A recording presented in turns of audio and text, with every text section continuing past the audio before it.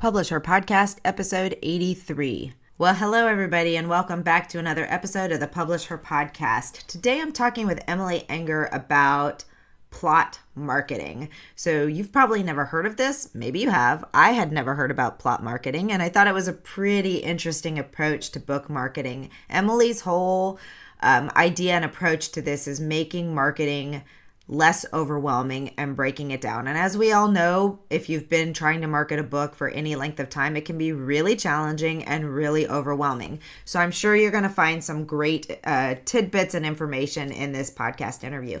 Emily is also a speaker in our 2023 Women in Publishing Summit, where she's going to dig into marketing even more. So if you haven't gotten your ticket yet, time is running out. If you are listening to this as it is live or just published, on February 22nd, 2023. The conference starts on March 1st. So please make sure you get your ticket at womeninpublishingsummit.com before then.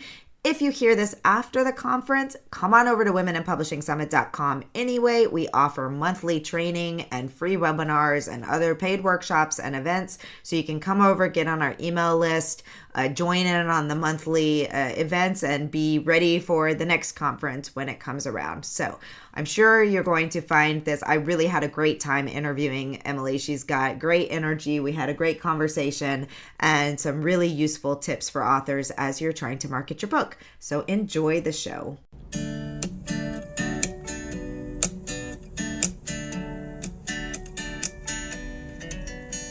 Welcome to the Publish Her Podcast, a place where you can come to get inspiration, motivation, help, encouragement, and support in your journey to write, publish, and sell your book. Hosted by Alexa Bigwharf. 'Cause I've been where you've been, and I felt what you're feeling, and I don't want to get in your way. Welcome back to another episode of the Publish Her Podcast. Today, we're going to be talking about one of my favorite topics in the entire world, which is book marketing. So many people don't love book marketing, and I think that is largely because it's scary and a little bit overwhelming, and you don't always know where to talk. So our guest expert today is going to help us get into the nuts and bolts of that and hopefully make it more a more simplified approach to your marketing. So Emily is a book marketing and publicity coach. She teaches poets, fiction, and creative nonfiction authors how to incorporate minimalist marketing strategies into their creative process so that they can become successful without feeling overwhelmed. She's worked in marketing and PR for over 10 years, and her career boasts titles such as assistant editor for a national trade magazine company and communications director for a Minnesota arts nonprofit that serves 9 rural counties and 3 Native American reservations. Visibility and creative networking were an early passion for Emily, and so much so that her first marketing job was at the age of 16, where she convinced a small summer camp to give her a shot at their communications coordinator position. So not one to stand by and let the world pass you by, huh? You were just ready to jump right in there. Unfortunately, a little bit. When I look back on my childhood, I wish I had a little bit more fun, but I was too excited. Oh my gosh. Well, she runs the company Good Enough Book Marketing, which you can find at goodenoughbookmarketing.com.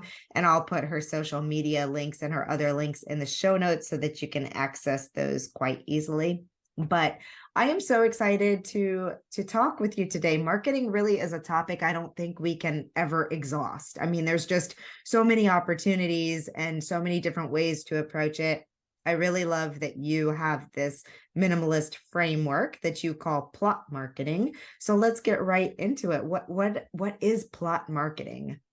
Okay, so let me actually tell you a story if I can. Okay, I love stories. You guys your audience is writers, right? We love stories. So I'm making this up. This is just an analogy I'm making up, but I think you guys, your audience will all relate to this because I think we've all done this. And this is based on something that has happened to me and my mother my entire life. Okay. So let's say my mom and I are both involved in some committee, right? And we have a meeting. And so we both have to go to the same meeting. So I decide to go visit her before the meeting so that we can get some one-on-one FaceTime first. And we get lost in conversation and pretty soon realize we should have left 5 minutes ago, right? We're running late, but we're going our separate ways after the meeting. So we have to drive separately. So me, I panic when I think I'm going to be late. Like it's some kind of character flaw if I'm not on time. And I don't know why. Maybe someday a therapist I'm can the figure same way. out why. But I cut all the corners that we've all done when you're driving, right? I get buckled, but I do it while I'm in motion, right? I slide through the stop signs. I slide through the orange lights when they're technically have already turned red. Things that I know, I'm definitely speeding. I'm doing all the little things. And my mom is not, because she is never going to do that. She never does. She's been, just efficient and careful her entire life. And so every time I slip through an orange light, 2 lights down, I get caught at a red, right? And then I notice my mom is like 2 cars behind me, right? Because she catches up while I'm stalled at the red light a couple stops ahead. And maybe I'm lucky enough on this journey to get to the community center ahead of her, and I have finally like lost her.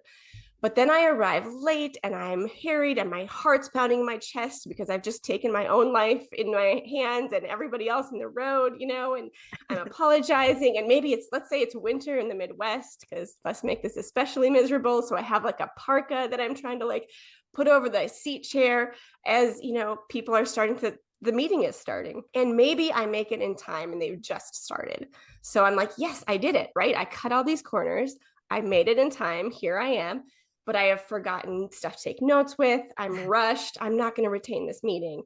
And my mom quietly slips in literally 1 minute behind me and pulls out her notepad from her purse, right? She's missed a whopping 60 seconds that I did not hear by just driving carefully and just, owning the fact that she's going to be a little late, but didn't actually miss anything important. So in marketing, the term ROI, which I'm sure your audience is familiar with, but it's return on investment. That was a bad return on investment of my time, right? I didn't have to risk and endanger people's lives on the road to make 60 seconds of time. Right. So this is what happens with marketing.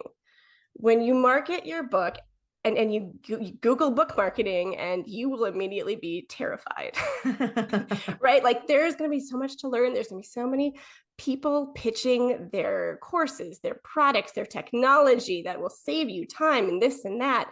And it gets really overwhelming, right? So what I try to remind people is, yes, there's a lot of new stuff out there, and those new tools can be wonderful if you want to try them. But the key is just to drive efficiently on the highway. Right.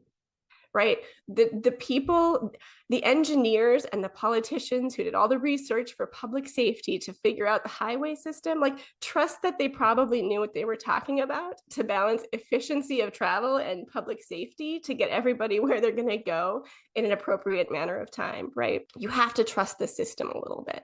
You have to trust the process is a really common phrase you hear entrepreneurs say. Yeah. Trust the process. Yeah. Right.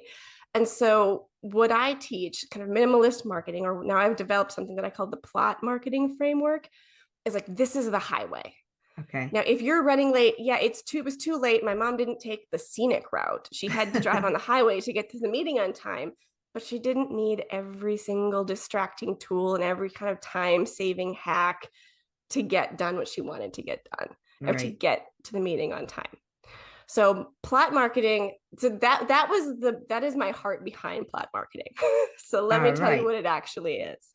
If you have heard of Freytag's pyramid, it is one of the many plot devices that people who are plotters use. There's so many of them, right? There's Save the Cat, there's the hero's journey. Like you could get just lost Googling all the different new ways people have come up to plot your book. But kind of the OG that I call it, the OG plot, book plot device was something called Freytag's pyramid. It was developed in the 19th century. I don't know if it was really the first, but it's old enough that it feels like it has to be pretty high up there. And it's literally just, if you ever took a writing course in high school or college and the teacher were to draw it on the board, they draw a misshapen triangle, right? Where the left side is a little bit lower than the right side, but it is essentially a triangle. And it implies that your characters on a journey, they go up the triangle, they hit the peak of the triangle, which is the climax of your story, and they come back down.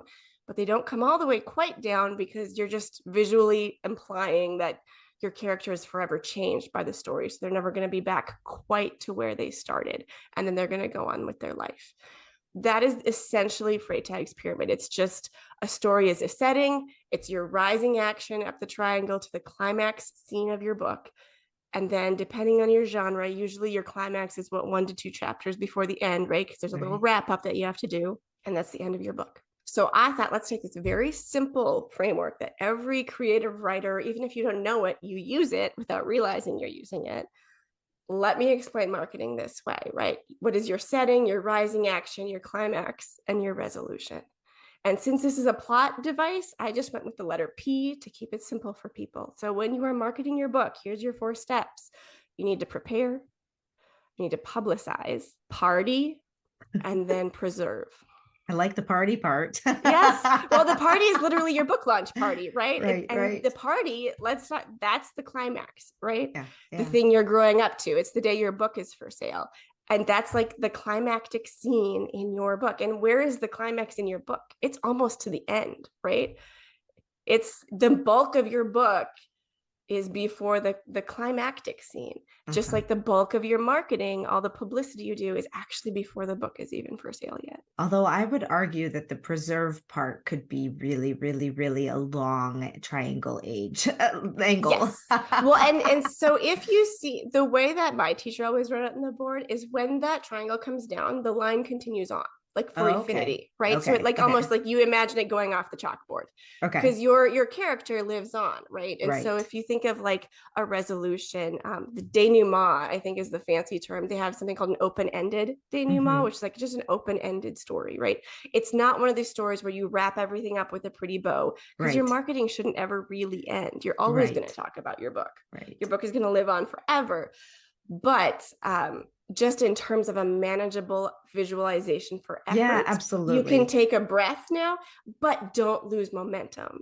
And that's the big thing with authors is they put so much work in and then they burn out, right? And they just stop talking about it. And you need to preserve the effort that you created back in the publicized stage. Well, and then there's the other type of author. I appreciate this model so much because there's the other type of author who waits until the final moment to try and start doing that marketing, and that makes for a really crappy climax. Yes, exactly. You haven't built anybody up. Since we're doing storytelling, it's like kind of storytelling conversation. This is a true story, okay? An author that I know that I have become friends with. I first stumbled upon her on social media. She actually friended me.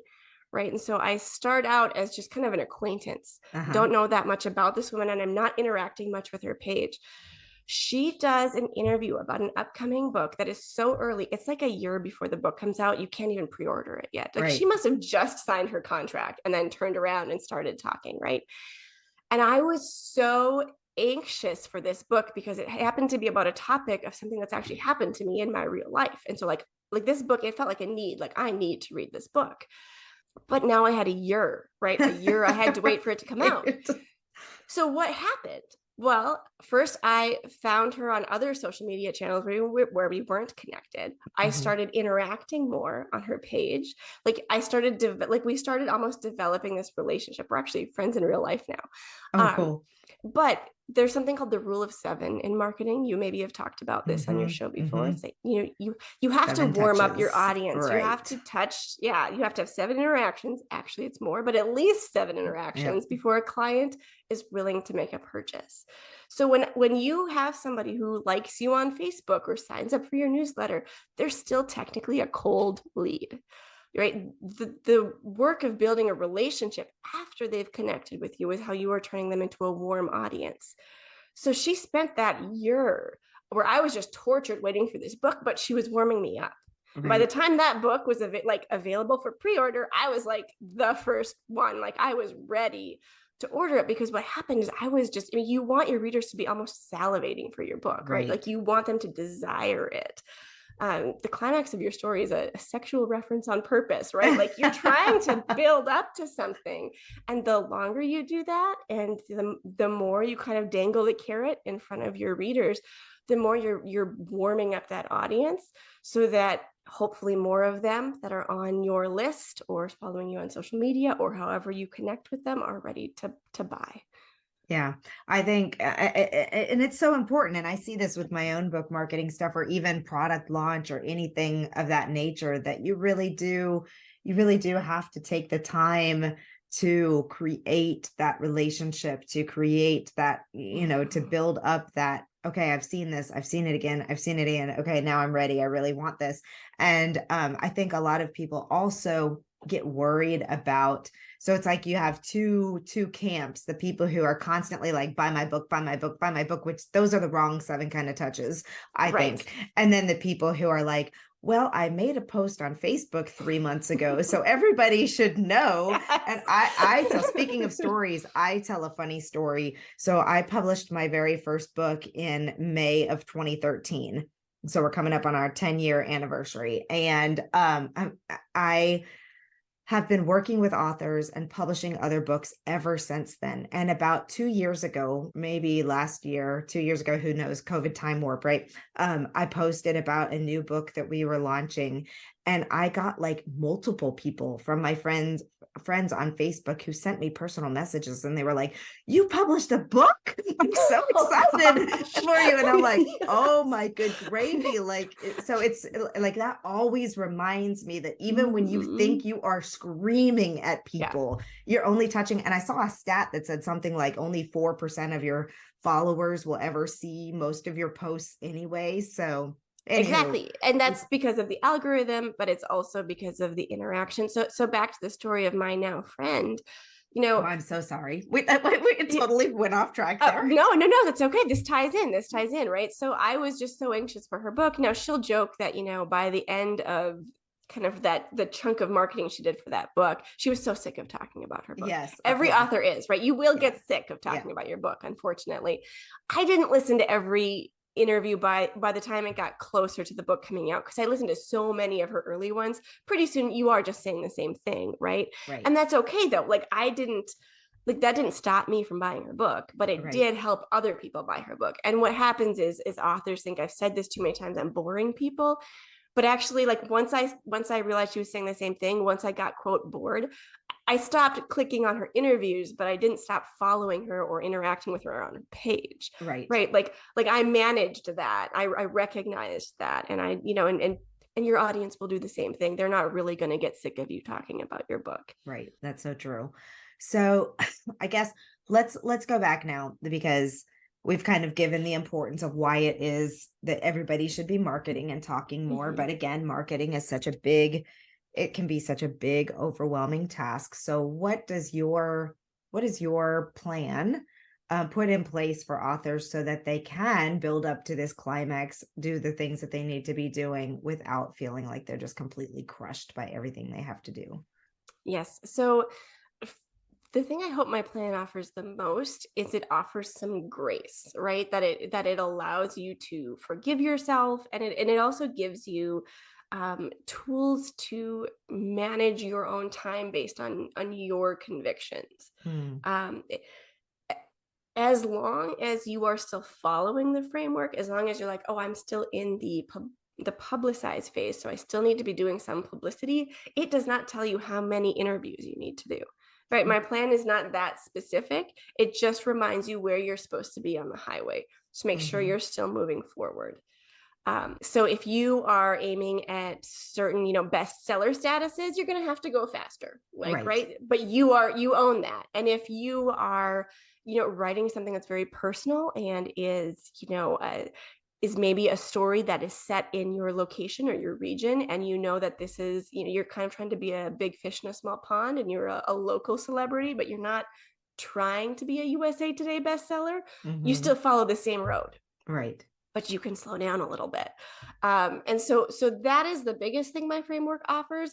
And it also, I believe, helps especially new authors, if you've never done this before, understand how important the beginning is. The setting of your story, or the prepare phase is what I call it. So the prepare phase is when you get to decide how much you're going to do, right? You get to decide, okay, if I'm going to go on a blog tour or a podcast tour, like how busy do I want to be? How many times a week do I want to be doing something? And you get to kind of set that up a little bit. And also, just prepare yourself for the income, not literally income, although that too, but the income of readers and fans. One of the things that I think people don't understand so much about the prepare phase, and even like this minimalist marketing, is it only works if you have certain preparations done, right? You do have to be ready to be driving your car.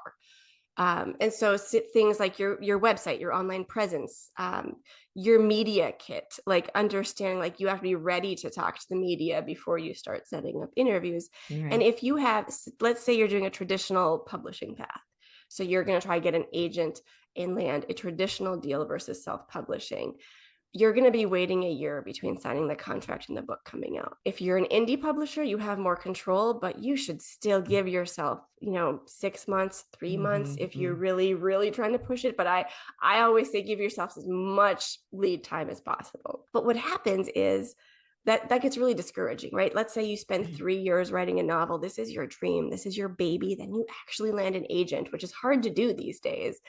And you get to sign a contract with a traditional publisher, and you want to go and tell everybody right away, right? But turns out your dream is still a year out.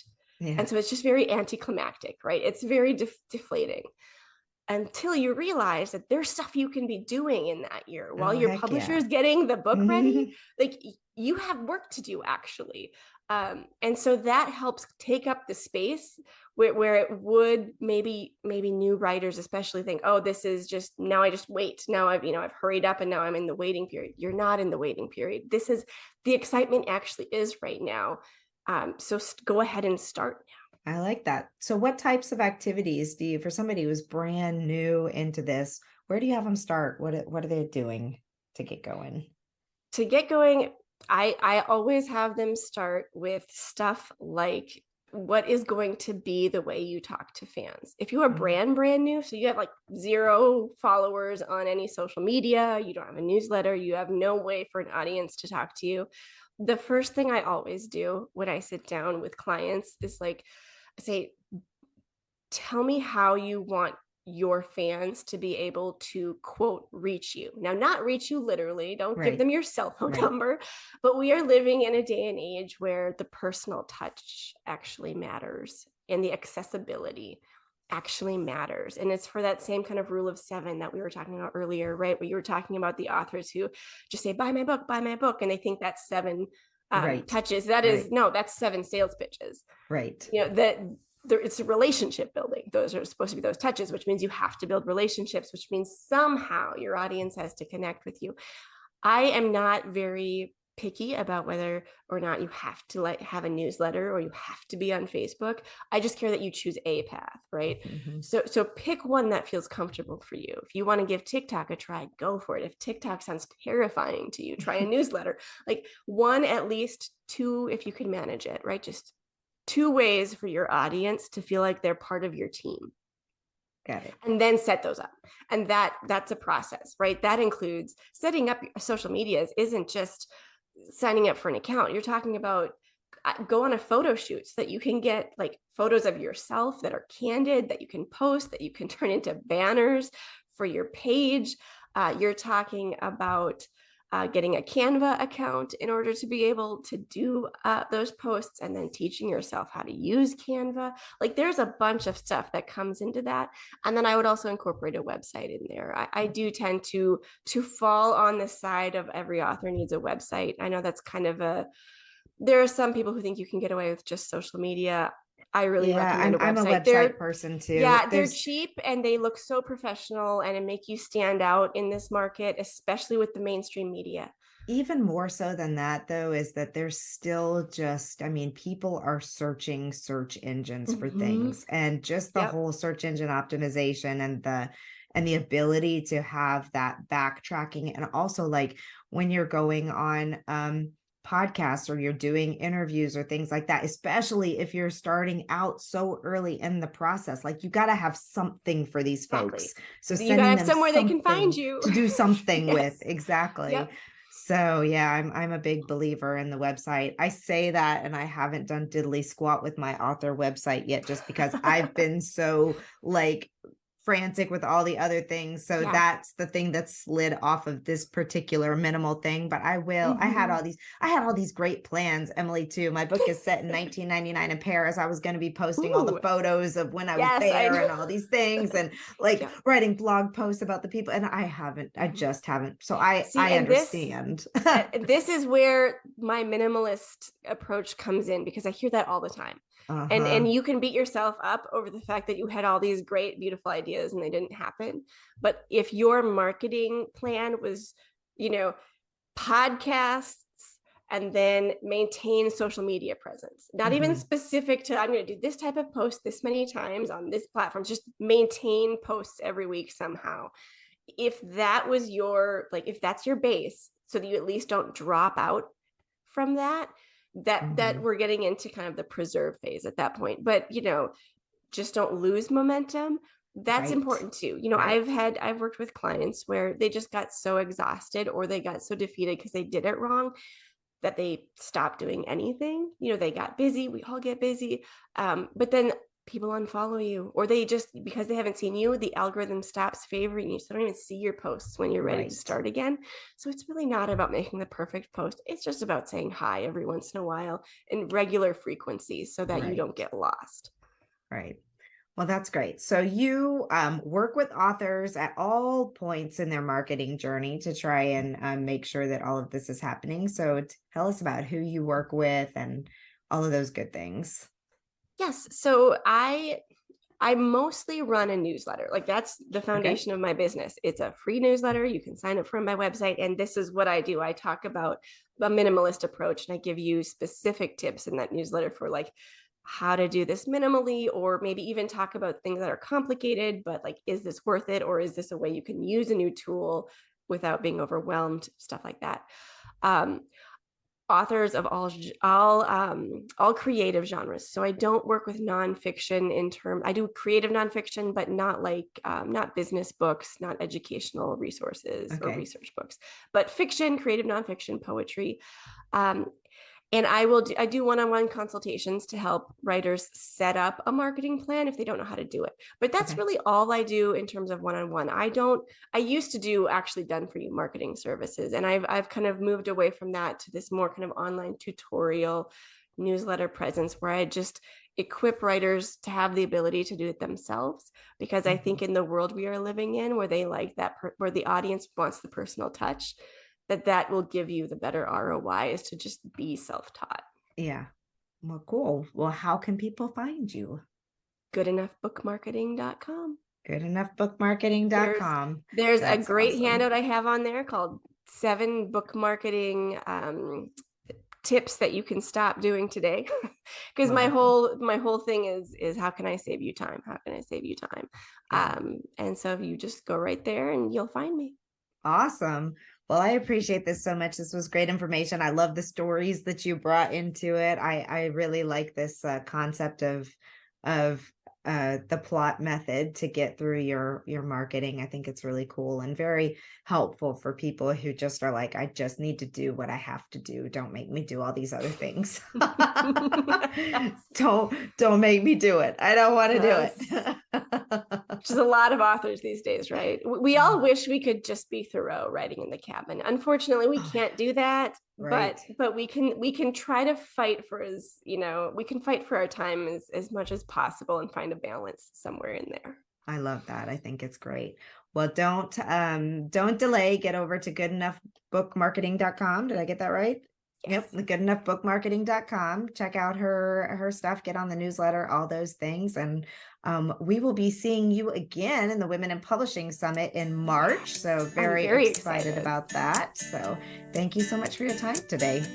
Thank you so much, Alexa. You don't have to give me your heart.